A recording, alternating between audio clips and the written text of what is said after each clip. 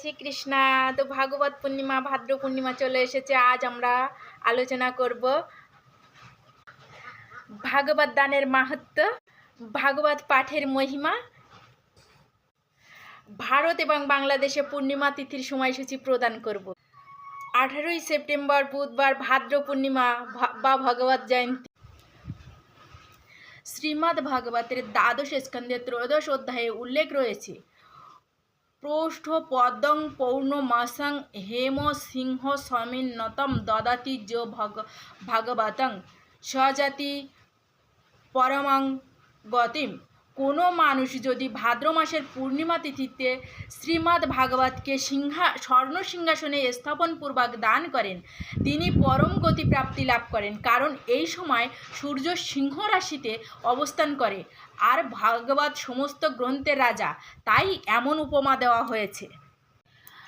স্কন্দ পুরাণে শ্রীমদ্ ভাগবত মাহাত্ম্যে উল্লেখ রয়েছে, কলিকালে শ্রীমদ্ ভাগবত যদি কোনো গৃহে থাকে তাহলে সেই গৃহে নদ নদী সরোবর সহ নিখিল তীর্থ বিরাজ করে এবং সকল তীর্থ সেই গৃহে বিরাজ করেন এবং সমস্ত সুরগণ সমস্ত দেবগণ সহ শ্রীহরি সেই গৃহে অবস্থান করেন। এই দিনে শুকদেব গোস্বামী পরীক্ষিত মহারাজকে 7 দিন ব্যাপী ভাগবত কথা শ্রবণ করিয়েছিলেন। এর মধ্যে সপ্তম দিন হচ্ছে ভাদ্র মাসের পূর্ণিমা তিথি। এই সপ্তম দিনে তিনি একাদশ স্কন্ধ ও দ্বাদশ স্কন্ধ শ্রবণ করিয়েছিলেন। সন্ধ্যায় তিনি সমাপ্ত করিয়েছিলেন এবং তক্ষক সর্প সেই পর্যন্ত অপেক্ষা করেছিলেন। এই দিনে পরীক্ষিত মহারাজ ভাগবত ধামে গমন করেছিলেন। তাই এই তিথিকে শ্রীমদ্ ভাগবত জয়ন্তী বা ভাগবতের আবির্ভাব তিথিও বলা হয়। তাই আপনারা সকলে এই বিশেষ তিথিতেই, এই ভাদ্র মাসের পূর্ণিমা তিথিতেই ভাগবত দান করতে পারেন। শুদ্ধ ব্রাহ্মণ বৈষ্ণবকে বা যে কোনো মানুষকে ভাগবত মহাপুরাণ দ্বাদশ স্কন্ধ সম্মানিত শ্রীমদ্ ভাগবত দান করতে পারেন বা নিজেও গ্রহণ করতে পারেন। নিজের গৃহে শ্রীমদ্ ভাগবতকে স্বাগতম জানাতে পারেন, ভাগবত পাঠ করবেন, ভাগবত পূজা পুষ্পার্ঘ আরতি প্রদক্ষিণ করতে পারেন। প্রতিদিন শ্রীমদ্ ভাগবত অধ্যয়নের সংকল্প গ্রহণ করতে পারেন এবং এই দিনে আপনি বিশেষভাবে শ্রীমদ্ ভাগবত অধ্যয়ন করতে পারেন, ভাগবত পূজা আরতি করতে পারেন। ভাদ্র পূর্ণিমায় কি কি করবেন? এই দিনে সকল ইস্কন মন্দিরগুলোতে বিশেষ পূজা, হোম, যজ্ঞ অনুষ্ঠান, আরতি, ভাগবত পারায়ণ, ভাগবত পূজাও হয়ে থাকে এবং অনেক ভক্তগণ শ্রীমদ্ ভাগবত গীতা গ্রহণ করেন এবং দান করেন। শ্রীমদ্ ভাগবতের দ্বাদশ স্কন্ধে উল্লেখ রয়েছে, নিম্ন জ্ঞানং যথা গঙ্গা দেবনাম চ্যুত যথা বৈষ্ণবানং যথা শম্ভু পুরাণানামিদং তথা।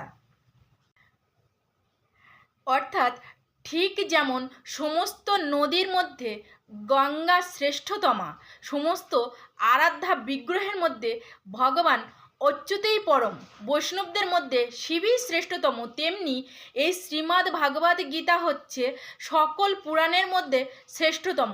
তো চলুন আমরা এবছরের ক্ষেত্রে ভারত ও বাংলাদেশে পূর্ণিমার সময়সূচি জেনে নিই। ভারতীয় সময় অনুযায়ী 17 সেপ্টেম্বর দুপুর 11টায় 44 ঘটিকায় শুরু হবে এবং 18 সেপ্টেম্বর সকাল 8টা 4 ঘটিকা পর্যন্ত পূর্ণিমা তিথি থাকবে। যেহেতু 18 তারিখ সম্পূর্ণ ব্রহ্ম মুহূর্ত স্পর্শ করছে বা সূর্যোদয় স্পর্শ করছে পূর্ণিমা তিথি, তাই 18 সেপ্টেম্বর ভাদ্র পূর্ণিমা উদযাপিত হবে। বাংলাদেশের সময় অনুযায়ী 17 সেপ্টেম্বর দুপুর 12টায় 14 ঘটিকায় শুরু হবে এবং 18 সেপ্টেম্বর সকাল 8টা 34 ঘটিকা পর্যন্ত থাকবে। তো এখন আমরা ভাগবতের মহিমা, ভাগবত দানের মহিমা, পাঠের মহিমা শ্রবণ করব। ভাগবতের দ্বাদশ স্কন্ধে উল্লেখ রয়েছে, এই ভাগবত জ্ঞান সৃষ্টির আদিতে ভগবান স্বয়ং ব্রহ্মাকে দান করেছিলেন। স্বয়ং ব্রহ্মা নারদমুনি বেদব্যাসকে এবং তিনি শুকদেব গোস্বামীকে আর শুকদেব গোস্বামী পরীক্ষিত মহারাজকে প্রদান করেছিলেন। হে প্রিয় বৎস, যতদিন পর্যন্ত শ্রীমদ্ ভাগবত গ্রন্থটি কারো গৃহে থাকে ততদিন পর্যন্ত তার পূর্বপুরুষেরা দুধ, ঘি, মধু ও জল উপভোগ করে, অর্থাৎ আপনার পিতৃপুরুষেরাও সন্তুষ্টি লাভ করবে। এই কলিযুগে যারা নিজ গৃহে নিয়মিত শ্রীমদ্ ভাগবত পূজা করে এবং নিঃসংকোচিত্তে নৃত্য করে তাদের প্রতি আমি অতীব তুষ্ট, স্বয়ং ভগবান উল্লেখ করেছেন। যে ব্যক্তি শ্রদ্ধায় দাঁড়িয়ে শ্রীমদ্ ভাগবত গ্রন্থকে প্রণাম নিবেদন করে, আমি তাকে ধনসম্পদ, ভার্যা, সন্তানাদি ও ভক্তিপূর্ণ সেবা দান করি। স্কন্দ পুরাণে ভাগবত মাহাত্ম্যে আরও উল্লেখ রয়েছে, যে সকল ব্যক্তির সন্নিধানে নিয়ত ভাগবত শাস্ত্র বিদ্যমান থাকে আর যাহারা সর্বদা ভাগবতের অর্চনা করেন, তাহারাই ভাগবত ভক্ত বলিয়া অভিহিত। যাহারা ভাগবত শাস্ত্রকে জীবন অপেক্ষা অধিক জ্ঞান করে ভগবান শ্রী বিষ্ণু কর্তৃক, সেই সকল মানবশ্রেষ্ঠ ভাগবত বলিয়া কীর্তিত।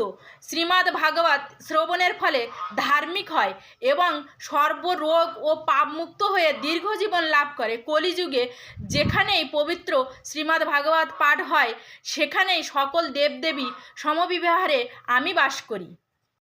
অর্থাৎ ভগবান বলছেন, যেখানে শ্রীমদ্ ভাগবত পাঠ হয় সেখানেই সকল দেবদেবীগণ সহ স্বয়ং ভগবান বাস করেন।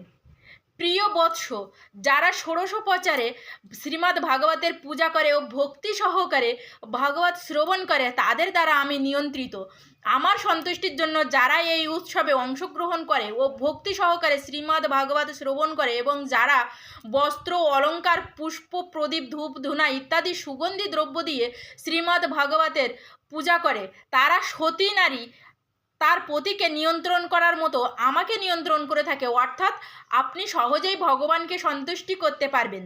স্কন্দ পুরাণে আরও উল্লেখ রয়েছে, প্রতিদিন নিয়মিতভাবে যে ব্যক্তি শ্রীমদ্ ভাগবত পাঠ করে পিঙ্গল বর্ণের গোদানের ফল সে অক্ষরে অক্ষরে লাভ করে থাকে। যে ব্যক্তি প্রতিদিন শ্রীমদ্ ভাগবতের শ্লোকার্ধ বা 1/4 শ্লোক পাঠ করে বা শ্রবণ করে, সেই 1,000 গোদানজনিত ফল লাভ করে। স্কন্দ পুরাণে এটা আছে। অর্থাৎ 1000 গাভীদানের ফল লাভ করে। প্রিয় বৎস, যে সম্পূর্ণ মনোযোগের সঙ্গে প্রতিদিন শ্রীমদ্ ভাগবত পাঠ করে অষ্টাদশ পুরাণ পাঠের ফল তার লাভ হয়। শ্রীমদ্ ভাগবতের অর্চনকারী কলির এখতিয়ার বহির্ভূত, অর্থাৎ কলি তাকে কোনো দিন স্পর্শ করতে পারবে না। যে প্রতিদিন শ্রীমদ্ ভাগবত পাঠ এবং অর্চন করে, পদ্মপুরাণে গৌতম অম্বরীশ সংবাদে উল্লিখিত রয়েছে, হে অম্বরীশ, ভববন্ধন ছেদে বাসনা থাকিলে প্রত্যহ সুকথিত ভাগবত শ্রবণ বা নিজ মুখে অধ্যয়ন করো। অর্থাৎ যারা এই ভববন্ধন থেকে মুক্ত হতে চায়, জড়জগতের বন্ধন হতে মুক্ত হতে চায়, তাদের কর্তব্য হচ্ছে প্রতিদিন শ্রীমদ্ ভাগবত শ্রবণ করা বা অধ্যয়ন করা। ভক্তি সহকারে যে ব্যক্তি শ্রীমদ্ ভাগবত কোনো বৈষ্ণবকে দান করেন, 1,00,000 কোটি কল্প সে আমার আলয়ে বাস করে।